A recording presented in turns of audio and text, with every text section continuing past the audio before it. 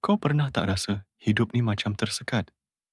Bangun pagi, buat benda sama hari-hari, tapi hidup tak berubah. Rasa macam berjalan di tempat yang sama. Nak maju, tapi kaki seolah-olah terikat. Impian banyak, cita-cita tinggi. Tapi bila nak mula, mesti ada alasan. Esoklah start. Aku tunggu masa lapang. Nanti kalau ada mood. Punca sebenar. Kau terperangkap dalam zon selesa. Tempat yang nampak aman. Tapi sebenarnya musuh yang buat kau terus statik. Zon selesa ni macam selimut tebal. Masa pagi sejuk, nyaman. Tapi makin lama kau duduk situ, makin banyak peluang yang terlepas. Selagi kau tak bangun, selagi itu kau akan terus lena dalam keselesaan palsu yang buat kau semakin jauh dari impian. Hari ini, aku nak kau buka mata. Kejayaan takkan datang kalau kau terus berdiam diri. Ia perlukan peluh, pengorbanan, kerja keras, dan kadang-kadang malam tanpa tidur.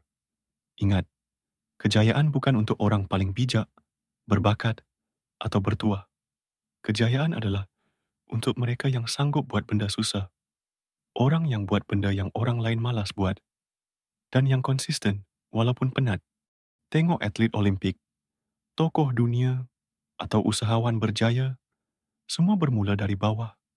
Bezanya, mereka bangun masa orang lain tidur. Mereka kerja masa orang lain leka. Bila kawan-kawan buang masa, mereka pilih untuk bina masa depan. Bezanya di sini adalah pilihan. Kau pun ada pilihan sekarang. Nak terus hidup biasa-biasa, terperangkap dalam keselesaan kosong, atau nak ubah hidup kau. Jangan tunggu orang lain tolak kau ke depan. Kau kena gerakkan diri kau sendiri. Sebab tak ada siapa yang akan buat keputusan tu untuk kau. Kunci kejayaan ialah disiplin. Disiplin ni macam otot. Lagi kerap kau latih, lagi kuat dia jadi. Kau kena paksa diri, walaupun tak suka. Kau tahu apa beza orang biasa dengan orang berjaya? Orang berjaya buat benda yang mereka tak suka, tapi buat juga sebab mereka tahu hasilnya akan berbaloi. Malas nak buat kerja? Buat juga. Takut nak cuba benda baru? Cuba juga. Gagal? Bangkit balik.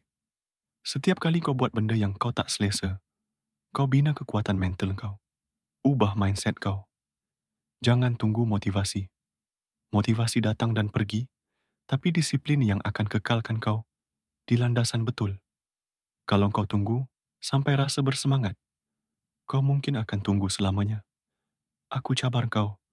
Mula dengan langkah kecil. Tulis matlamat kau. Apa kau nak capai? Apa impian besar kau? Pecahkan matlamat tu kepada tindakan kecil. Dan buat tanpa henti. Kalau kau nak jadi versi terbaik diri kau, kau kena berani keluar dari zon selesa.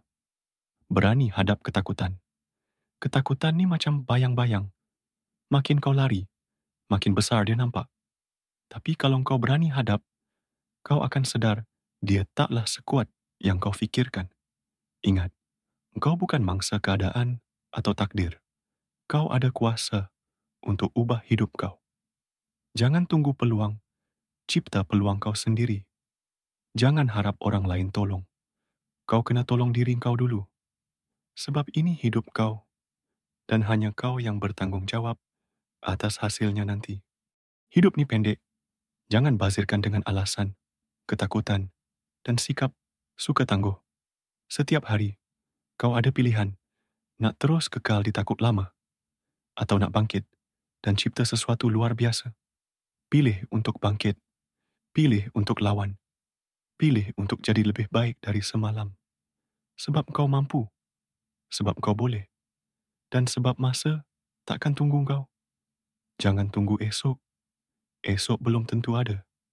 Masa untuk berubah, masa untuk cipta kejayaan adalah sekarang. Hidup kau bermula dengan keputusan yang kau buat hari ini.